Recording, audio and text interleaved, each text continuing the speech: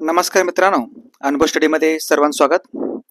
Daily current अफेअरचं लेक्चरमध्ये हायलाइट्समध्ये आपण बघूयात 8 जानेवारी 2025चे महत्त्वाचे प्रश्न. आणि रोज सकाळी 6 वाजता तुम्हाला हा व्हिडिओ भेटणार आहे यूट्यूबवरती. आणि या आपल्या चॅनलला एकदा सबस्क्राईब करून ठेवा आणि शेजारी दिलेल्या बेल आयकॉनवर क्लिक नक्की करा जर तुम्हाला रोज व्हिडिओ बघायचं असतील तर. ओके, बघूयात आपण 8 जानेवारीचे महत्त्वाचे हायलाइट्स.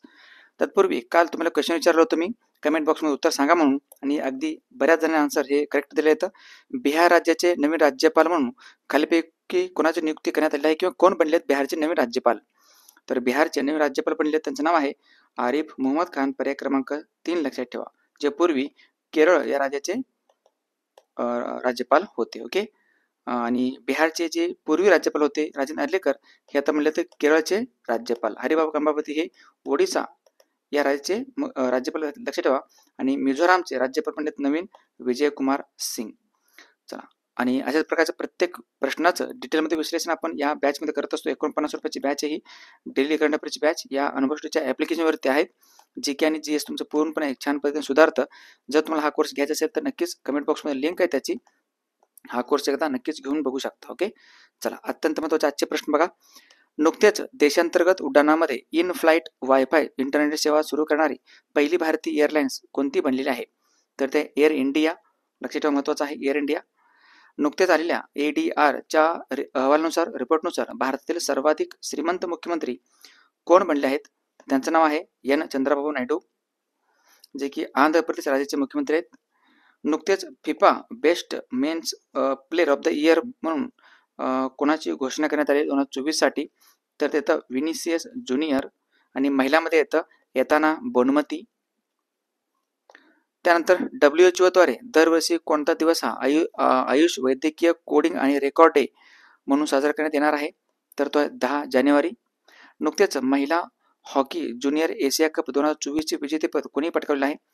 तर हे व्यक्ती हा देश आहे भारत. पहिले राज्यस्तरीय शासकीय अधिकारी मराठी साहित्य संमेलन 2024चे आयोजन कोणत्या शहरात करण्यात आले आहे? तर तो शहर आहे पुणे. नुकतेच 31वी राष्ट्रीय बाल विज्ञान काँग्रेस 2025 कोणत्या ठिकाणी आयोजित करण्यात आली होती? तर तो आहे भोपाळ. नुकतेच आलेल्या HMPV व्हायरसचा भारतातील पहिला रुग्ण कोठे आढळलेला आहे? तर तो आहे बेंगळुरू. नुकतेच कोणत्या राज्याने सार्वजनिक ठिकाणी गोमांस खाण्यास बंदी घातलेला आहे? आणि हा राज्य आहे आसाम.